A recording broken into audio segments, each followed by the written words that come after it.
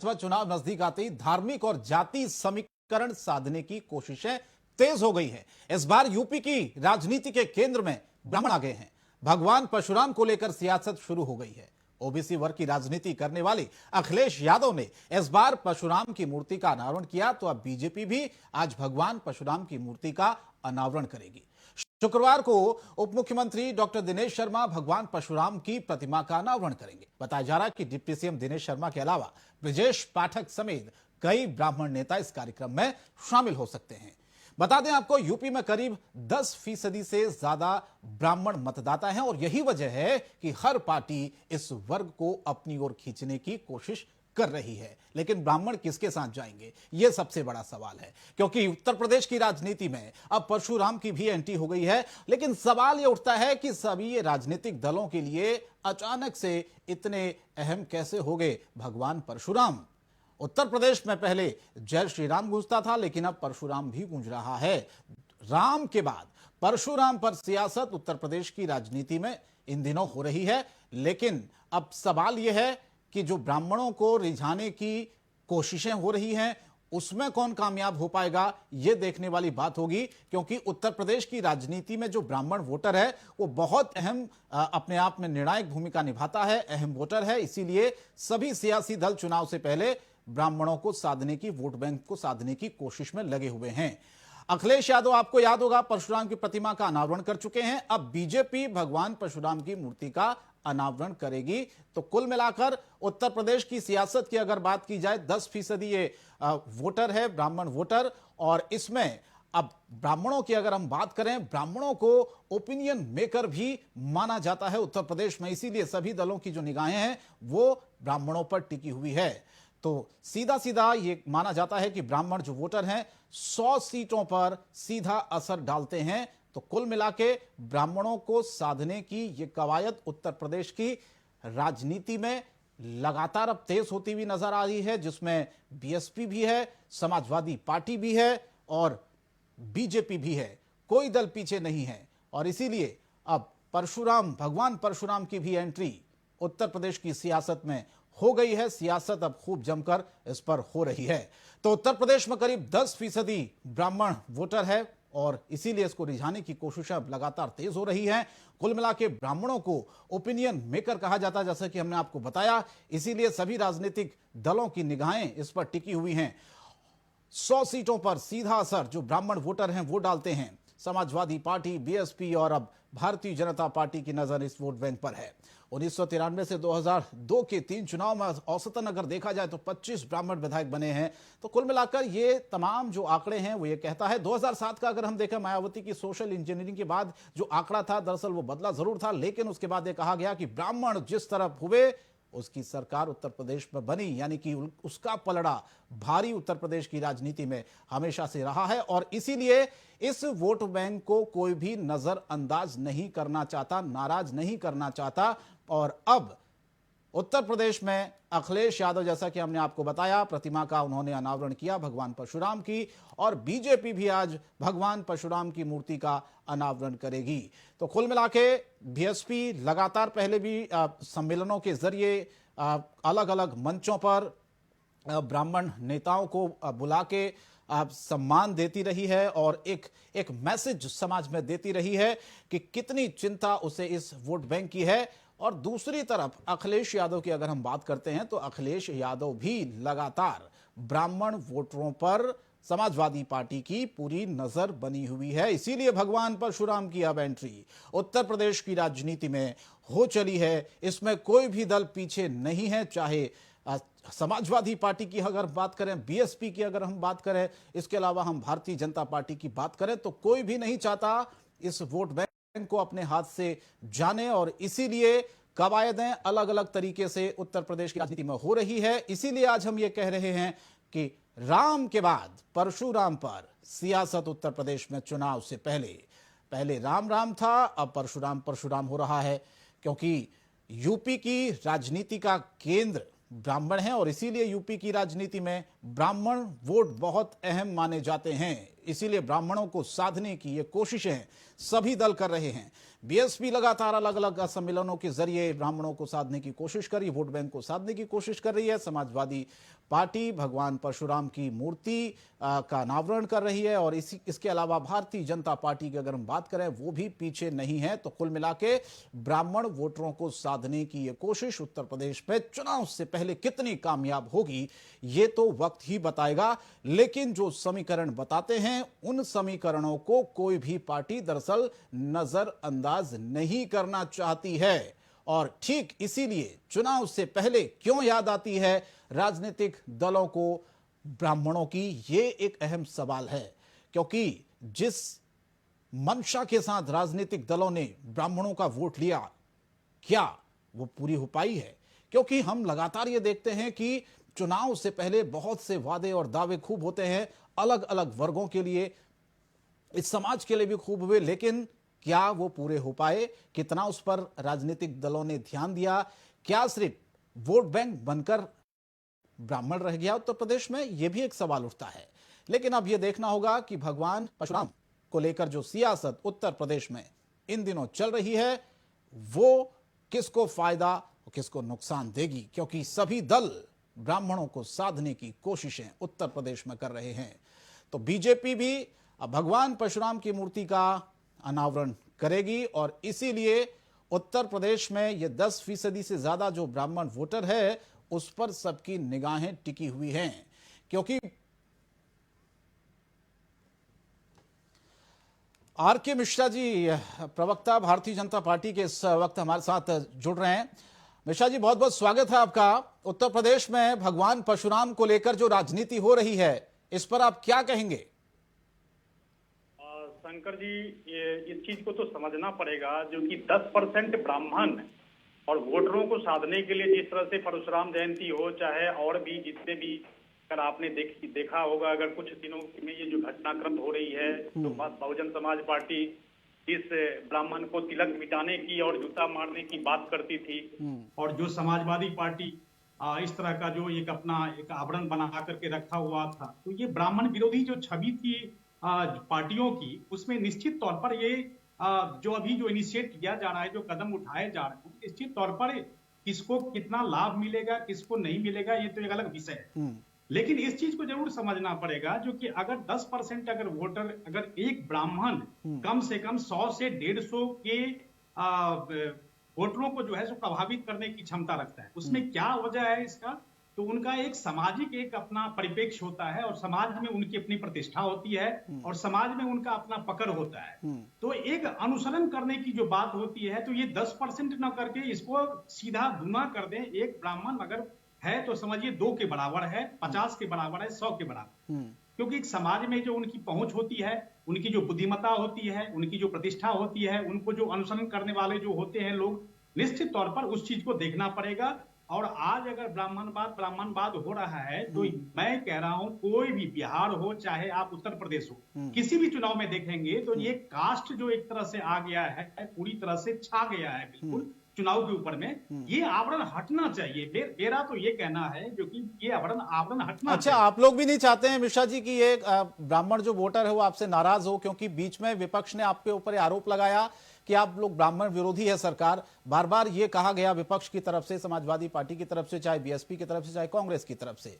क्या उस छवि को अब बदलने की कोशिश की जा रही है? क्योंकि आप भी अब भगवान परशुराम की मूर्ति का अनावरण आज किया जाएगा, डिप्टी सीएम बताया जा रहा है कि इस कार्यक्रम में शामिल होंगे, तो क्या लगता है आपको, क्या यही कवायद है कि आप लोगों को लग रहा है कि भाई इसके बिना आप काम होना नहीं है? नहीं शंकर जी, देखिए, मैं एक चीज तो जरूर आपको कहना चाहूंगा और बड़ी स्पष्टता के साथ कहना चाहूंगा, जो कि जिस तरह से विपक्षियों द्वारा एक माहौल बनाने की कोशिश की गई है, जो कि ब्राह्मण से, भाजपा से ब्राह्मण नाराज हैं, मैं बिल्कुल नहीं इस चीज को मानने की बात करूंगा। क्योंकि हमने जो है सो हर वर्ग के लिए और समग्र विकास की जब हमने बात करते हैं, तो कोई जाति का हो, कोई धर्म का, उससे हमको कोई मतलब नहीं होता। अगर हम 124 करोड़ जनता की बात करते हैं, तो निश्चित तौर पर 24 करोड़ जनता के समग्र विकास की बात करते हैं, न कि एक वर्ग विशेष के लिए और एक जाति विशेष के लिए। हमने जहां भी विकास किया, अगर मान लीजिए पूर्वांचल एक्सप्रेस वे है, चाहे देवल एयरपोर्ट है, तो ये कोई वर्ग और विशेष और जाति विशेष के लिए नहीं हुआ है, बल्कि 24 करोड़ जनता के लिए हुआ है, 135 करोड़ जनता के लिए। लेकिन ये सवाल उठता है ना मिश्रा जी की चुनाव से पहले ही क्यों याद आती है सभी को? देखिए, ये सतत प्रक्रिया है। मैं कह रहा हूं ये अभी लग रहा होगा, जो ये चुनाव या परियोजना, ये इस तरह की जो शिलान्यास हो रहा है या उद्घाटन हो रहा है, ये नजर जरूर आ रहा है। लेकिन आप अगर देखेंगे तो 4.5 5 सालों में हमने विकास ही किए हैं। हमने कोई ऐसा है, हर कानून व्यवस्था को हमने सही करने की कोशिश की है। हमने जो है सो वहां पर विकास करने के, अगर मान लीजिए कनेक्टिविटी की बात हो तो कनेक्टिविटी हमने किया है। तो ये सतत प्रक्रिया है विकास का। ये ऐसा नहीं है जो कि आप चुनाव के समय में आकर के आप 2-4 ऐसे रोड एक्सप्रेसवे बना देंगे और इससे जनता आपको प्रभावित हो जाएगी और जनता प्रभावित होकर के आपको वोट करेगी। ऐसा कुछ नहीं है, बल्कि ये सतत प्रक्रिया है और सतत प्रक्रिया के अंतर्गत ही जो है सो भाजपा शासित जो उत्तर प्रदेश है निश्चित तौर पर उस चीज को लेकर के आगे बढ़ती है। फिर इसके क्या मायने हैं मिश्रा जी? बीएसपी ये कहती है कि भैया अगर सरकार बनी तो भगवान परशुराम के नाम पर अस्पताल, कॉलेज, ये तमाम चीजें हम उनके नाम पर रखेंगे, बड़ी बड़ी मूर्तियां बनाएंगे जो आज तक नहीं बनी। अखिलेश यादव अनावरण लगातार मूर्तियों का कर रहे हैं। वो कह रहे हैं कि भैया अगर किसी बीएसपी मूर्ति बनाती उससे बड़ी मूर्ति हम बनवाएंगे। देखिए शंकर जी, इस चीज को कहने में हमें कोई गुरेज नहीं है। जो कि मायावती जी की जो सरकार थी उन्होंने एक हाथी कहते हैं जो कि हाथियों का जिस तरह से स्ट्रक्चर किए मूर्ति खड़ी करी उन्होंने, और उस वजह से मतलब हजारों करोड़ रुपए जो है सो उन्होंने उसमें इन्वेस्ट कर दिया। आप ये नहीं कहते हैं जो कि शिक्षा हमारा कैसा हो, हमारा स्वास्थ्य कैसा हो, हमारे स्वास्थ्य के इंफ्रास्ट्रक्चर कैसे हो, हमारी कनेक्टिविटी कैसे हो, हमारे इंडस्ट्रियल हब कैसे हो, हमारे निवेश कैसे हो, हमें कानून व्यवस्था को कहां रखना है। आप मूर्ति बना देंगे और वोटर को प्रभावित कर देंगे तो वोटर बहुत समझदार है। इस चीज को हम लोगों को सबको समझना पड़ेगा। जो कि वोटर, आप एक मूर्ति खड़ी करके आप उसके वोट को आप ले लेंगे, ऐसा अब वोटर नहीं रहा। बहुत ही पारदर्शिता के साथ, बहुत ही मंथन के साथ एक वोटर किसी को वोट करता है। आप अगर अभी अगर मान लीजिए किसी को भ्रमित कर रहे हैं जो कि भाई हमने 2-4 ऐसी चीज कर दी और एक वर्ग, एक जाति विशेष को हमने प्रभावित कर दिया, इससे आप लंबी दूरी का आप रेस तय करेंगे, ये नहीं हो सकता। लंबी दूरी रेस तय करने के लिए आपको आधारभूत संरचनाओं का विकास करना पड़ेगा। आधारभूत का संरचना जैसे शिक्षा हो गया, स्वास्थ्य हो गया, कानून व्यवस्थाएं हो गई, मतलब हर तरह से आप देखेंगे, चाहे महिला सशक्तिकरण की बात हो, चाहे आप सुरक्षा व्यवस्था की बात हो, तो अगर वो सतत आप करते रहेंगे तो आपको वोटर को प्रभावित नहीं बल्कि वो आपको लंबे समय तक आपको मौका दे सकती है, अवसर दे सकती है। अच्छा, आप ये बात मानते हैं क्या मिश्रा जी, आप लोगों ने धर्म की राजनीति करना सिखा दिया बाकी दलों को भी? जो लोग कभी मंदिर नहीं जाते थे वो मंदिर जाने लगे, जो लोग कभी तिलक नहीं लगाते थे वो तिलक लगाने लगे, जो लोग जनेऊ से दूर भागते थे वो जनेऊ पहनने लगे, जो लोग ब्राह्मणों से दूर भागते थे वो परशुराम की मूर्ति बड़ी बड़ी बनाने की बात करने लगे। ये तो काम किया आपने अच्छा, एक मानते हैं? देखिए शंकर जी, ऐसा है, भारत जो है एक धार्मिक संस्कृति वाला देश है। हमें सही हम लोगों ने कहा है वसुधैव कुटुंबकम बिल्कुल करना चाहिए। आज अगर आप देख लीजिए 550 साल का कोई एक केस था, जो घटना थी, और ये जो राम मंदिर के लिए हम लोग जिस तरह से आगे आ रहे थे, हम लोगों की एक वैचारिक किस तरह से हम लोगों का एक दृष्टिकोण था, तो वो अगर हम देखेंगे तो आज उत्तर प्रदेश ही नहीं बल्कि पूरे भारतवर्ष में आप देखेंगे जो एक अलग धर्म और संस्कृति का एक समावेशी विचारधारा वाले लोग वहां पर आ गए हैं। आप देखेंगे जनेऊ है, मंदिर है, भले ही वो कुर्ता के ऊपर में ही जनेऊ पहन रहे हैं, भले ही आप कोट के ऊपर में ही मंदिर जनेऊ पहन रहे हैं, उससे कोई फर्क नहीं पड़ता। लेकिन आपको कुछ क्षण के लिए आपके विचार या वैचारिक जो है तो बिल्कुल उस तरफ जा रहे हैं जहां पर हम लोग पहले से भी अपेक्षा करते थे, क्योंकि आपकी इस तरह की संस्कृति, आप विचारधारा आपकी ऐसी होनी चाहिए। तो आज अगर ऐसा हो रहा है तो बहुत अच्छी बात है। ये सामाजिक दृष्टिकोण से बहुत अच्छी। बिल्कुल, सामाजिक दृष्टिकोण से अच्छा मिश्रा जी होना भी चाहिए। और एक चीज जो विपक्ष बार बार ये आरोप लगाता है कि मिश्रा जी कि आप लोग ब्राह्मणों की बात तो खूब करते हैं लेकिन उनके जो हित होते हैं उनके हितों को आपने कितना साधा आज तक? उनकी जो समस्याएं थी, जिस मकसद से ब्राह्मणों ने वोट दिया था, क्या वो पूरा हो पाया उनका? क्या वो अपेक्षाएं पूरी कर पाई है सरकार उनकी? ये भी आपके ऊपर एक आरोप लगता है, या सिर्फ वोट बैंक समझकर ब्राह्मणों को हर बार इस्तेमाल किया जाता रहा है चुनाव में? शंकर जी, एक चीज हम लोगों को बहुत ही स्पष्टता और जिम्मेदारी के साथ कहना चाहूंगा, जो कि ब्राह्मणों के लिए एक हम लोगों ने एक कमेटी बना करके रखी है। देखिए, मैं कह रहा हूँ ब्राह्मण ही नहीं, मैं तो कहता हूँ हर एक जाति विशेष के लिए देखिए कुछ ऐसी चीजें होती है जहां तक सरकार की पहुंच नहीं हो पाती है या उस व्यवस्था को समझने के लिए एक कमेटी बनाई जाती है और वो कमेटी क्या होता है तो हर एक विषय को लेकर के सरकार को अवगत कराती और अवगत कराने के बाद क्या होता है तो उनके ऊपर में हमारी दृष्टिकोण जाती है और हम उस समस्याओं का समाधान करते हैं। तो अगर हमने कोशिश की है तो निश्चित तौर पर आप देखेंगे अगर 10% या 12% ब्राह्मण है तो मैंने आपको बताया सामाजिक दृष्टिकोण से अगर देखा जाए तो एक ब्राह्मण 100 से 150 के व्यक्ति को प्रभावित करने की अपनी क्षमता रखता है। तो उस दृष्टिकोण से भी हमने देखा है, सामाजिक दृष्टिकोण से भी देखा है, धार्मिक दृष्टिकोण से भी देखा हुआ है। उनको सशक्त करने के लिए और जो भी कदम उठाए जाएंगे कमेटी बना करके हमने हर एक क्षेत्र को हर एक पहलू को ध्यान में रखते हुए मंथन करते हुए आगे बढ़ने की कोशिश किया है। विपक्षी द्वारा देखिए आप अगर एक एक्सप्रेस वे का भी अगर आप शिलान्यास या उद्घाटन करते हैं तो आप देखते हैं जो किस तरह से होड़ मच जाती है, नहीं ये तो हमने किया था। देखिए ये चीज आपको मैं बता दूं तो आज अगर बसपा की सरकार में अगर कोई काम छूट गया तो उसको समाजवादी पार्टी नहीं मैं रोक रहा हूं सर आपको। रोली मिश्रा जी मेरे साथ समाजवादी पार्टी के प्रवक्ता इस वक्त जुड़े। रोली मिश्रा जी बहुत बहुत स्वागत है आपका इस चर्चा में। आरके मिश्रा जी बीजेपी से जुड़े हुए हैं। मेरा सवाल ये है कि अखिलेश यादव परशुराम की प्रतिमा का अनावरण कर चुके हैं। अब इस पर सवाल ये उठ रहा है कि भैया आपको चुनाव से पहले ये सब याद क्यों आता है? जब आप लोगों की सरकार थी उत्तर प्रदेश में उस वक्त कहां थे भगवान परशुराम? उस वक्त आपने क्यों नहीं मूर्तियों का अनावरण किया, क्यों मूर्तियां नहीं लगवाई? देखिए मैं आपको जानकारी दे दूं कि परशुराम भगवान परशुराम की जयंती का अवकाश और उनको पूरे प्रदेश में मनाने के लिए धूमधाम से परशुराम जयंती मनाने का जो आदेश जारी किया था वो तत्कालीन मुख्यमंत्री 2012 में श्री अखिलेश यादव जी की सरकार में था। और 2017 में जब भारतीय जनता पार्टी की सरकार आई, परम आदरणीय योगी आदित्यनाथ जी जब जो अपने आप को स्वयं को बहुत हिंदूवादी चेहरा मानते हैं, जब वो यहाँ पर आए तो उन्होंने आप नहीं मानते अपने आप को? भगवान परशुराम का अवकाश भी उन्होंने हटा दिया कि भगवान परशुराम का जो घोषित अवकाश समाजवादी पार्टी द्वारा किया गया था। मेरा सवाल यह था 12 से 17 के बीच में जो 5 साल थे उसमें क्यों नहीं हुआ ये काम, मूर्तियों का अनावरण, प्रतिमा का अनावरण? तमाम काम भगवान परशुराम के नाम पर किए गए। मैं खुद पार्टी की 15-20 वर्षों से स्थायी सदस्य हूँ और मैं ये जानती हूँ, हमने तमाम यात्राएं निकाली। मूर्ति का हमारे यहाँ पर था कि हम लोग एक मूर्ति बनाएंगे और मूर्ति खाली भगवान परशुराम की एक ही जगह नहीं, तमाम जगहों पर प्रस्तावित था, कार्य हुआ, उन्होंने अनावरण किया। अब तो मैं तो आपसे ये पूछूं कि इतने समय से राम मंदिर चला आ रहा था, अभी क्यों राम मंदिर बन रहा है? ये एक समय होता है, एक निश्चित अवधि होती है और इसमें चुनाव का कोई लेना देना नहीं है। ब्राह्मणों को लेकर के आप ही लोग तो कहते थे कि चुनाव से पहले राम मंदिर का लाभ देते हैं लोग। चलिए आपने 2012 में माता प्रसाद पांडे जी जो सर्वोच्च पद होता है, जो सभापति का होता है विधानसभा में, वो माता प्रसाद पांडे जी को बनाया। तमाम ब्राह्मण मंत्री, कैबिनेट मिनिस्टर, तमाम स्टेट मिनिस्टर, मैं खुद राज्य मंत्री का दर्जा प्राप्त थी, तो तमाम ब्राह्मणों को उन्होंने बनाया और समुचित स्थान दिया और उनका एक समुचित सम्मान किया।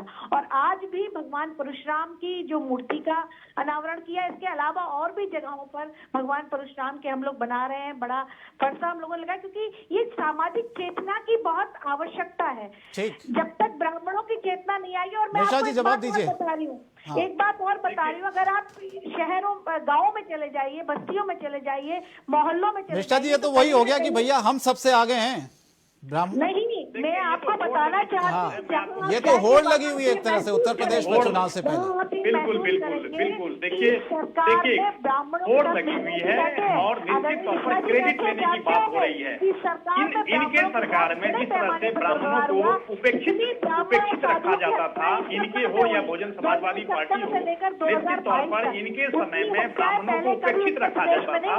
और आज अगर जो ब्राह्मण को अगर मान लीजिए सामाजिक दृष्टिकोण से उनको अगर स्थान मिल रहा है और राजनीतिक दृष्टिकोण से उनको स्थान मिल रहा है, तो पता नहीं इन लोगों को फिर उसमें होड़ लेने की जरूरत पड़ रही है। तो एक पार्टी ऐसी होती है जो खाली होड़ लेने के लिए जो है, अपनी क्रेडिट लेने के लिए जो है, तो आगे आती है। तो ये बहुत बड़ी विडंबना है, इनको सीखना चाहिए।